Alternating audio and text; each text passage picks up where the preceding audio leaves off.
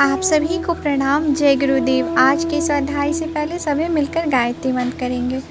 ओम भूर्भुवः स्वः तत्सवितुर्वरेण्यं भर्गो देवस्य धीमहि धियो यो नः प्रचोदयात्। गुरु गीता में आज आगे सुनेंगे। जो शिष्य अपने गुरुदेव की सेवा में तत्लीन है, वे भले ही श्रुतियों व स्मृतियों को न जानता हो, पर वे है सच्चे सन्यासी। इसके विपरीत जो गुरु सेवा से विमुख है, वे भले ही सन्यासी का वेश धारण किए हुए हो, पर वे केवल निर्वेशधारी है। उनमें कोई आध्यात्मिक तत्व नहीं है। नित्य निराकार निर्गुण ब्रह्म का बोध केवल गुरु कृपा से मिलता है। जिस तरह दीप से दीप जलता है, उसी तरह से गुरुदेव शिष्य के अंतसत्य में ब्रह्म ज्ञान की ज्योति जला देते हैं। शिष्य को चाहिए कि वह अपनी सद्गुरु कृपा की छाह में आत्म तत्व का चिंतन करे। ऐसा करते रहने पर गुरुदेव के द्वारा दिखाए गए मार्ग से स्वतः आत्मज्ञान होने लगता है। ब्रह्म से लेकर तिनके तक सभी जड़ चेतन परमात्मा का स्वरूप है और सद्गुरु परमात्मा मैं है। इसलिए यह संपूर्ण जगत उन्हीं का रूप है। ऐसा जानकर मैं उन्हें प्रणाम करता हूँ। शिष्य ऐसा भाव रखें। शिष्य को चाहिए कि वह सच्चिदानंद सभी भेद से परे गुरु तत्व को अनुभव करे और नित्य पूर्ण निराकार निर्गुण और आत्मस्थित गुरु तत्व की वंदना करे। श्री गुरुदेव आनंद प्रदायक नित्य एवं परात्पर पर है। उनके इसी शुद्ध स्फटिक स्वरूप का हृदयाकाश मध्य में ध्यान करें। जिस तरह से दर्पण में स्फटिक की प्रतिमा दिखाई देती है, उसी तरह से आत्मा में चिदाकार आनंद में सद्गुरु का दर्शन होता है।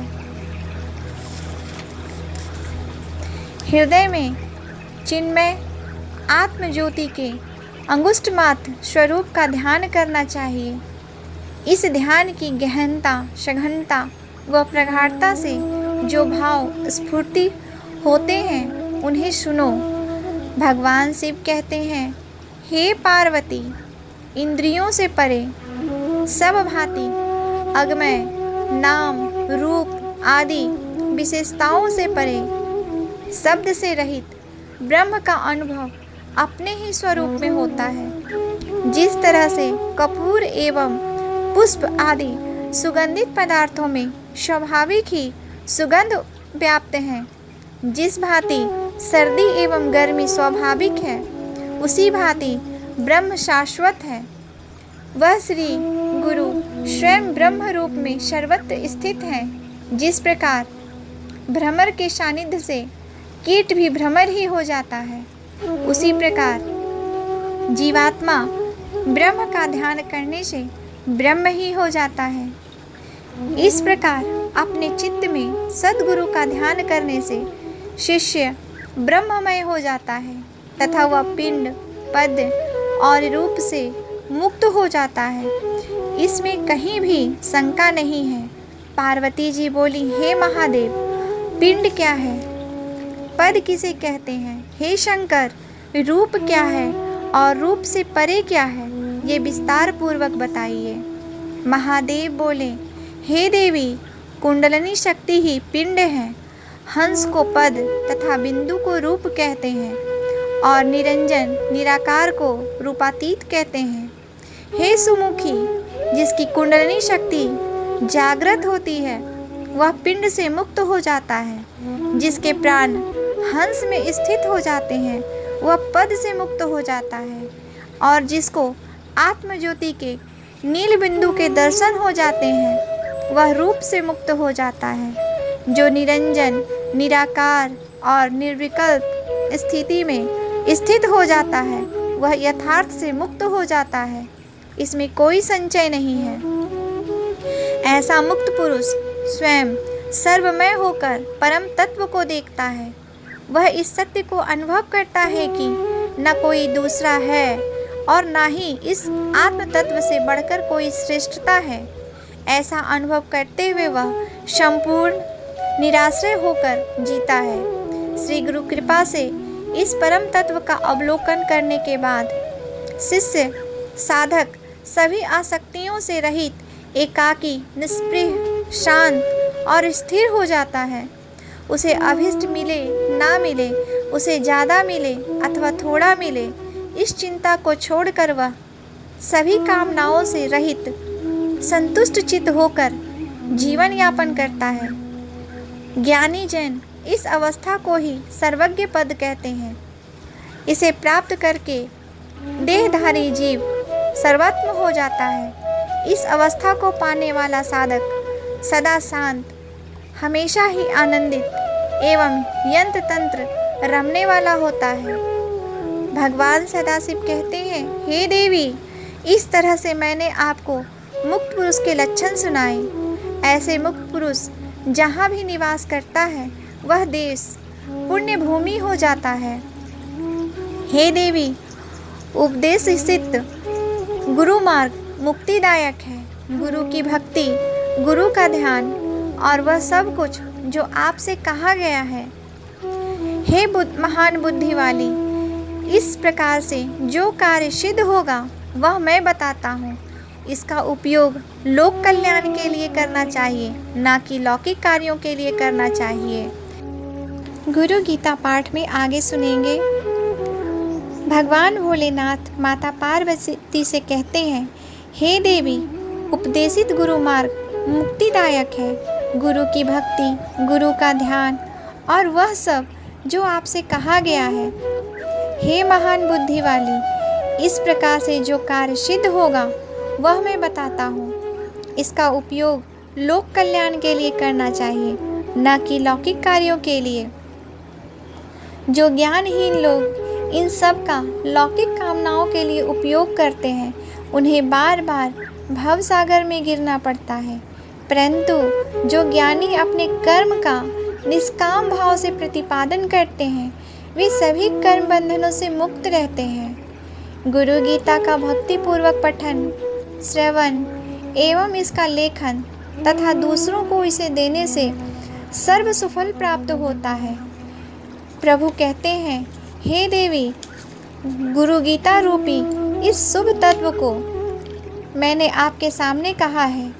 इसका विधि पूर्वक जप सभी सांसारिक कठिनाइयों का विनाश करने वाला है।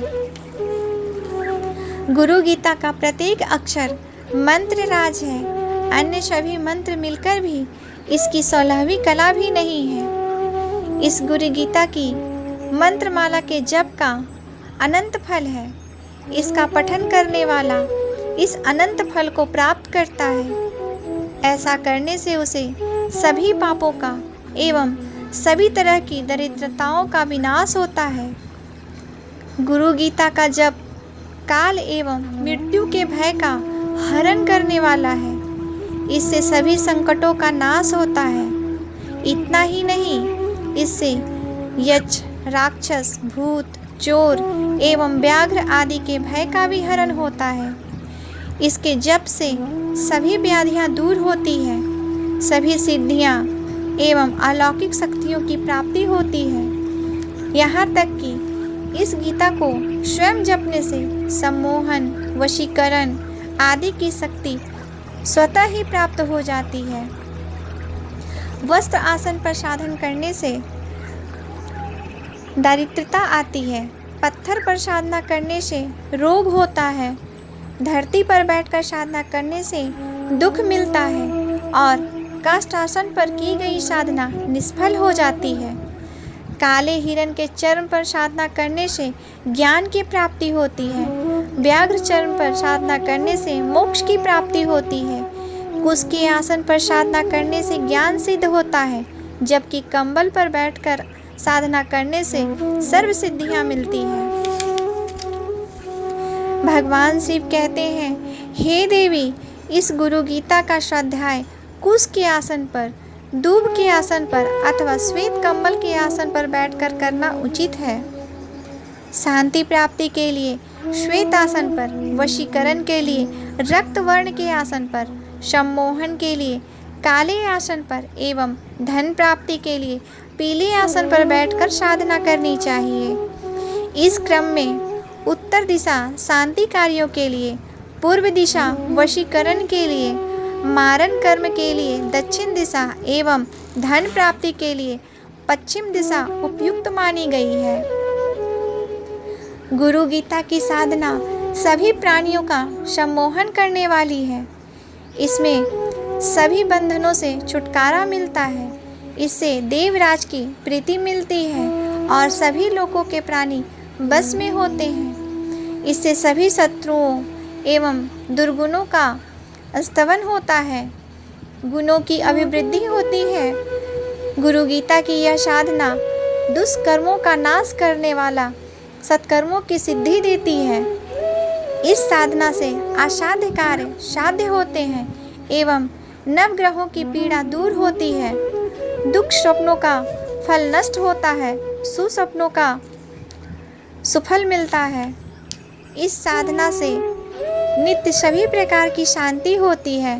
बांध्या स्त्री इस साधना के द्वारा पुत्रवती बनती है। स्त्री इस साधना के द्वारा अपने वैधव्य का निवारण करके सौभाग्य को चिरस्थायी बनाती है। गुरु गीता के विधि पूर्वक अनुष्ठान से आयु, आरोग्य, ऐश्वर्य एवं पुत्र पौत्र की वृद्धि होती है। विधवा स्त्री यदि निष्काम भाव से इसका पाठ करे तो उसे मोक्ष मिलता है। यदि वो सकाम भाव से पाठ करे तो उसे अगले जन्म में अचल सौभाग्य की प्राप्ति होती है। गुरु गीता के पाठ से सभी दुख, भय, विघ्न एवं श्रापों का नाश होता है। इसकी साधना सभी बाधाओं का शमन करके धर्म, अर्थ, काम एवं मोक्ष देने वाली है। यहाँ तक कि साधक जो भी इच्छा करता है वो सभी इच्छाएं इससे निश्चित ही पूरी होती है। यह गुरु गीता का पाठ कामना पूर्ति करने के लिए कामधेनु है। आज के लिए यहीं तक। आप सभी को प्रणाम। जय गुरुदेव। गुरु गीता पाठ में आगे सुनेंगे। भगवान भोलेनाथ माता पार्वती से कहते हैं, यह गुरु गीता का पाठ कामना पूर्ति के लिए कामधेनु है, कल्पनाओं को साकार करने वाला कल्पत्रु है। यह चिंताओं को दूर करने वाली चिंतामणि है। इससे सभी का सब तरह से मंगल होता है। मोक्ष की इच्छा से जो इसका पाठ करते हैं उसे मोक्ष लक्ष्मी की प्राप्ति होती है। भोग की इच्छा से पाठ करने वालों को मनोवांछित भोग मिलता है। गुरु गीता का जप, पाठ, अनुष्ठान शक्ति, सूर्य, गणपति, विष्णु, शिव के उपासकों को भी सिद्धि देने वाला है। हे देवी, यह सत्य है, सत्य है, इसमें कोई भी संशय नहीं है। भगवान शिव माँ से कहते हैं, हे सुमुखी, अब मैं तुमसे गुरु गीता के अनुष्ठान के लिए योग स्थानों का वर्णन करता हूँ। इसके लिए उपयुक्त स्थान सागर, नदी का किनारा अथवा शिव या विष्णु का मंदिर है, भगवती का मंदिर, गौशाला अथवा कोई देव मंदिर, बट, आंवला वृक्ष, मठ अथवा तुलसी वन इसके लिए शुभ माने गए हैं। पवित्र निर्मल स्थान में मौन भाव से इसका जप अनुष्ठान करना चाहिए। इस अनुष्ठान के लिए शमशान, भयानक स्थान, बरगद, धतूरा या आम्र वृक्ष के नीचे का सुपास भी श्रेष्ठ कहा गया है। गुरुपुत्र मूर्ख होने पर भी वरण करने योग्य है। इससे भी कराए गए दीक्षा, तप आदि व्रत एवं अन्य शुभ कर्म सिद्ध होते हैं, वृथा नहीं होते। इस परम तत्व को जानने वाले ज्ञानी जन संसार रूपी कीचड़ के नाश के लिए गुरु गीता रूपी जल से सदा स्नान करते हैं। जो गुरु गीता के जल से स्नान करता है वह सभी ब्रह्मवेताओं में श्रेष्ठ एवं सदा गुरु होता है। वह जिस किसी स्थान में निवास करता है वह स्थान पवित्र होता है, इसमें कोई संचय नहीं है। सर्वशुद्ध एवं पवित्र गुरुदेव जहाँ भी स्वाभाविक रूप से निवास करते हैं वहाँ सभी देवों का निवास होता है।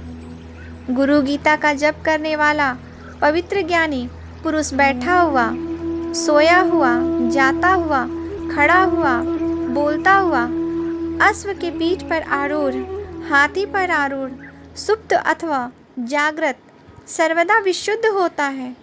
किसी भी अवस्था में इसका दर्शन करने से पुनर्जन्म नहीं होते।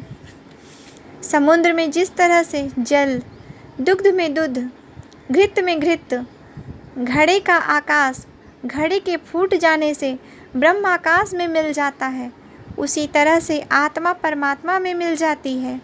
जिस प्रकार जीवात्मा परमात्मा में लीन हो जाती है, उसी प्रकार समान भाव को जानता हुआ ज्ञानी पुरुष दिन रात आनंद सागर में गोते लगाता रहता है।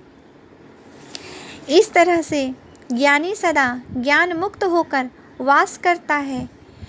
जो साधक प्रयत्न पूर्वक उसकी भाव भक्ति करता है वह संदेह रहित होकर मुक्त होता है। उसे भोग एवं मोक्ष दोनों ही मिलते हैं। उसकी जीवा पर सरस्वती निवास करती है। गुरु गीता के जप अनुष्ठान से सारे प्राणी सभी सिद्धियां प्राप्त करते हैं, भोग एवं मोक्ष पाते हैं, इसमें कोई संचय नहीं है। भगवान सदाशिव माता पार्वती से कहते हैं, हे वाराणने, यह मेरे द्वारा प्रकाशित धर्मयुक्त ज्ञान है। यह सत्य है, सत्य और पूर्ण सत्य है कि गुरु गीता के समान अन्य कुछ भी नहीं है। एक ही देव है, एक ही धर्म है, एक ही निष्ठा है और यही परम तत्व है कि गुरु से परे कोई भी तत्व नहीं, गुरु से श्रेष्ठ कोई तत्व नहीं, गुरु से अधिक कोई तत्व नहीं। हे देवी, गुरु भक्त को धारण करने वाला है। माता पिता कुल वंश एवं धरती धन्य होता है, क्योंकि गुरु भक्ति अति दुर्लभ है। हे देवी, शरीर, इंद्रिय, प्राण, धन, माता पिता, कुल, स्वजन, बांधव सभी सद्गुरु की चेतना का ही तो विस्तार है, इसमें कोई संचय नहीं है। हे महादेवी, सद्गुरु के संतोष मात्र से करोड़ों जन्मों के जप तप एवं व्रत आदि क्रियाएं सफल हो जाती है। हे सुमुखी, जो अपने विद्या बल एवं तपोबल से गर्भ में गुरु सेवा नहीं करते वे अभागे हैं। फिर ये स्वयं ब्रह्मा, विष्णु, महेश अथवा देव ऋषि, पितर, किन्नर अथवा कोई भी क्यों न हो, यही नहीं सिद्ध, चारण, यक्ष एवं मुनिजन भी गुरु सेवा से रहित होने पर हतभाग ही कहे जाएंगे। गुरु भाव परम तीर्थ है, इसके बिना अन्य सारे तीर्थ निरर्थक है। सत्य तो यह है कि सारे तीर्थ सद्गुरु के पांव के अंगूठे में आश्रय ग्रहण करने वाले हैं। आज के लिए यहीं तक। आप सभी को प्रणाम। जय गुरुदेव।